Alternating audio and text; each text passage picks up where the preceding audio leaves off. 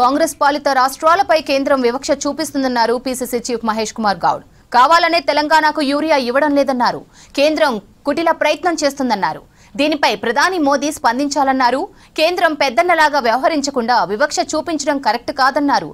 ఇక ఇండియా కూటమి అభ్యర్థిగా అధిష్టానం జస్టిస్ సుదర్శన్ రెడ్డిని ప్రకటించిందన్నారు. జస్టిస్ సుదర్శన్ నిబద్ధత కలిగిన నాయకులన్న పీసీసీ చీఫ్ మహేష్ కుమార్ తో షరీఫ్ ఫేస్ టు ఫేస్.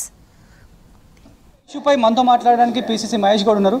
అన్న, అసలు యూరియా పైన ఎవరు రాద్దంతం చేస్తున్నారు? వాళ్ళు ఉన్నప్పుడు కరువు లేదని చెప్తున్నారు, ఇప్పుడు లైన్లు కనిపిస్తున్నాయని చెప్పి బీఆర్ఎస్ వాళ్ళు చెప్తున్నారు. కేంద్రం కూడా మీపైన అపవాదు. బీజేపీ బీఆర్ఎస్ పార్టీ కుమ్మక్కై రాష్ట్ర ప్రభుత్వానికి రావాల్సిన యూరియా వాటా రాకుండా అడ్డు తగులుతూ ఉన్నారు.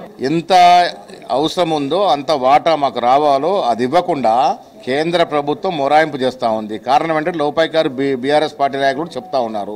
రాష్ట్ర రైతాంగం రోడ్ల మీద యూరియా నడుస్తూ ఉంటే బండి సంజయ్, కిషన్ రెడ్డి ఏం చేస్తున్నారు? ఎందుకు అడగట్లేదు? మనకు రావాల్సిన హక్కు, మనకు రావాల్సిన వాటా రావాలి కదా. మన ఫెడరల్ ప్లాట్ఫామ్ గవర్నమెంట్ మంది. ఏ రాష్ట్రానికి రావాల్సిన వాటా ఆ రాష్ట్రానికి ఇవ్వాలి కేంద్ర ప్రభుత్వం. ఇవ్వాల్సిన వాటా ఇవ్వకుండా మా ప్రభుత్వాన్ని అబాస్పాలు చేసే ప్రయత్నం చేస్తూ ఉన్నారు. లోపాయికారుగా బీఆర్ఎస్ నాయకులు ఉన్నారు దీంట్లో. ఇది రైతులు అర్థం చేసుకోవాలి. ఇప్పటికైనా మోడీ ఇక్కడ తీవ్రతను అర్థం చేసుకొని, రైతుల సమస్యను అర్థం చేసుకొని, రైతులు రోడ్ల మీద పడుతున్నట్టు దృశ్యాలు చూసైనా మనకు రావాల్సిన యూరియా వాటాను ఇవ్వాలి. బీఆర్ఎస్ నేతలు చెప్తున్నారు యూరియా కేంద్రాల దగ్గర లైన్లు పెడుతున్నారు, చెప్పులు లైన్లు పెట్టి క్యూలో నిలబడుతున్నారు చెప్పి. ఎందుకు? అసలు కారణం ఏంటంటే వాస్తవమే. ఆ రోజుల్లో బీజేపీ బీఆర్ఎస్ కలిసి సంసారం చేసినాయి కాబట్టి వారు రావాల్సిన వాటా ఇచ్చారు. ఇలా కాంగ్రెస్ ప్రభుత్వం ఇక్కడ వచ్చిందని అక్కస్తో రావాల్సిన వాటా ఇవ్వట్లేదు, యూరియా సరఫరా చేయట్లేదు. కేంద్ర ప్రభుత్వం బీఆర్ఎస్ పార్టీ కుమ్మక్కై యూరియా సరఫరా కాకుండా చూస్తూ ఉన్నారు. రైతులు ఇబ్బంది పడుతూ ఉంటే కిషన్ రెడ్డి హాయిగా ఢిల్లీలో కబుర్లు చెప్పుకుంటా ఉన్నాడు. ఇది కిషన్ రెడ్డి, బండి సంజయ్ బాధ్యత కాదా? బీజేపీ ఎంపీలో బాధ్యత కాదా? మా ఎంపీలు ధర్నా చేశారు, మీరు ఎందుకు రావట్లేదు? ఎందుకు ధర్నాలో కూర్చోవట్లేదు? బీఆర్ఎస్ నాయకులు ఎందుకు ధర్నాలో కూర్చోవట్లేదు? కారణం ఏంటి?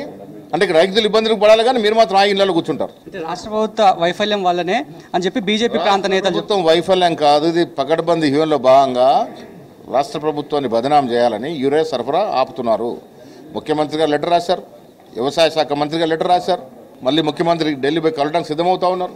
కావలసుకొని బదనాం చేయాలనే ఉద్దేశంతో ఈ రకంగా జనహిత పాదయాత్ర చేశారు, గ్రౌండ్లో కూడా వెళ్ళారు. నిజంగా అట్లా బీఆర్ఎస్ చేస్తున్నటువంటి ఆ వైఖరి అట్లనే కనిపిస్తుందా? 100% లోపాయికారు ఒప్పందాలు ఇప్పుడు కూడా ఉన్నారు కాబట్టి జరుగుతూ ఉంది.